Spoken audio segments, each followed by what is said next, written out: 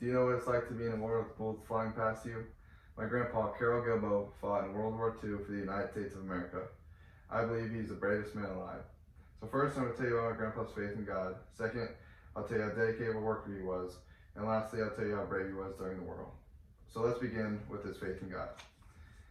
He would pray every single day, multiple times a day, and know that if God wanted him to go to heaven, that he would. He didn't fear dying because he knew where he was going. He would always carry his Bible in his front left pocket of his jacket, and he would take it out any downtime he got and read scripture. So now that I've shown you or told you a little bit about my grandpa's faith in God, let's go on to how hard of a worker he was. So this, as you know, in the military, the soldiers have to do a lot of training.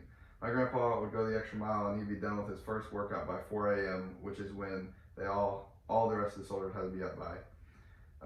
After dinner, my grandpa would even try to go do another workout and convince some of his buddies to go along with him. But no matter how hard the lieutenant pushed him, he would never complain, and he was pushed the hardest, yelled at the most, but that fueled his fire and he wanted to work even harder. So now that I've told you about his faith and his hard work, let's go on to what he did during the war.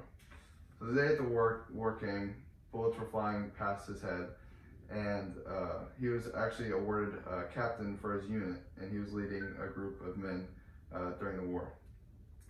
One bullet shot him in his leg, and the medic came over to him, and the medic said that you need to retreat, you're not able to go on. But he did not retreat. He wanted to stay in the war, and he said that he has a group of men to lead. So he led the men out of the war with only a couple of his brothers dying. And now that you've seen the bravery during the war that he showed, let's go on to recap. So first I told you about my grandpa's faith in God.